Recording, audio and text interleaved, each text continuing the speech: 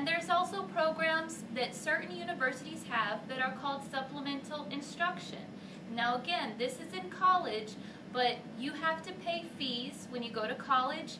This supplemental instruction is free tutoring to all college students, and it's offered in certain classes.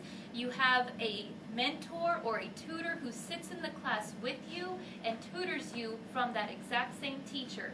So the reason why I'm bringing this up, students and parents, is that so you know that after you attend college, once you go off into the great blue yonder and you're either right down the street at a community college or you're in another state, there are programs available, federally funded like Student Support Services and university funded like University Tutorial, that are there to assist you guys. Because college can get scary. College can be overwhelming, especially if you are a first-generation college student. Your parents did not go to college or did not complete a four-year college, and so there are programs out there to help you. Now, some students may say, oh, I'm not going to go to tutoring. I did well in high school. I was a straight-A student. Tutoring is for students that, you know, are dummies, or whatever the thing or stigma that you guys have at tutoring is nowadays. Well, I want to give you guys some information. Why do students seek out tutoring here at UT Arlington?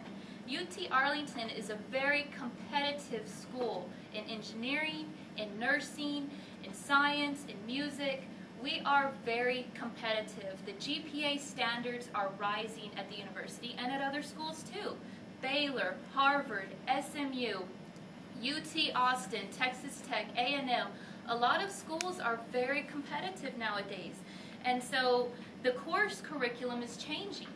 Also, some students, rural students, urban students, wherever you're from, sometimes you're not prepared for college. Your professors or your teachers in high school did not prepare you for the college level work, which if you're in an AP class, you're at an advantage because they try to teach you like what you can expect in college, but still there's an adjustment. And some difficult areas are just hard to learn. Math, science, foreign language, and writing skills are the areas where we tutor the most. My office, from January to May, tutored 3,000 hours worth of tutoring between 275 students. We tutored 3,000 hours worth of tutoring in these 4 areas. These are students from first-year freshmen all the way to graduating seniors. So everybody, no matter what age, what grade, what class, they're coming in and getting tutoring. Why? Because they want that 4.0 GPA to get into med school. They want that 3.5 GPA to go to law school or to graduate with honors, you know. So everybody is coming and getting in tutoring. Support services, like I put up there, are a student's best friend because they can really help navigate you through the campus. Also, Mr. Raleigh asked me to talk about admissions since I am representing the university for the incoming bridge students or for the future students if you guys are going to be considering UTA. Number one things you guys need to pay attention, deadlines. Nobody holds your hand and tells you, oh, your application's not complete. Oh, we're missing a signature. That transcript didn't come in.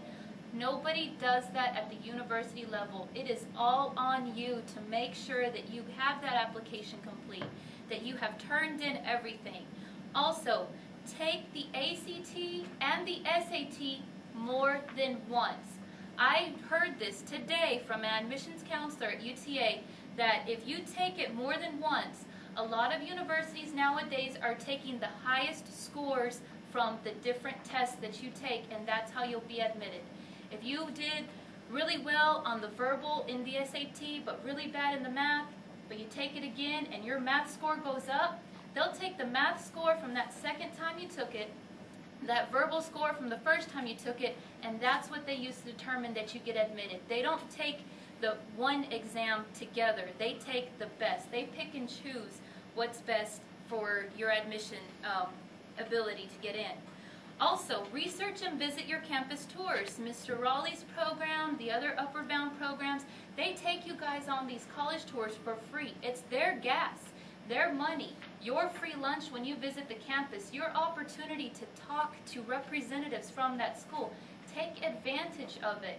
I picked UTA because when I came here in 1999, back when I was a UBMS student, I loved the campus. I saw UNT, I saw SMU, I saw all the other schools in this area, but I picked UTA because I came from Hidalgo, Texas, way down in South Texas, and I knew that's not where I wanted to go to school. I knew I wanted to come up to North Texas, and UTA was for me. Take advantage of those college campuses and those visits. Also, have 4 to 5 schools in mind. I know I'm talking to some freshmen, some juniors, sophomores, and seniors. Hopefully you did this. But you guys have 4 or 5 schools to pick from. Don't put all of your hopes and dreams into one college application. Have variety. You need to be selective when you make that big decision of where you're going to go. And also, something that's very important, and UTA has trouble with this every freshman class, know what your college requirements are before applying to the admissions, because many students don't know that to be an engineering major, you have to have better than a 500 on your SAT math and verbal. If you don't have that, you have to take prerequisite remedial courses in order to get into engineering. And also, students don't know that your application for admission sometimes is an application for scholarships. UTA does not have a set scholarship application. They use your admissions. And you can get up to $4,000 and $5,000 a year if you have the right SAT, ACT score, and ranking in your senior class. And they get all that information from your admissions application. Nobody has to do a separate application for that.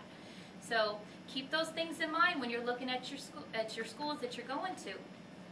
Also, I mentioned that I was in Bridge, and I also coordinated the Bridge program for 3 years before Mr. Zapata took that when I moved to my other job.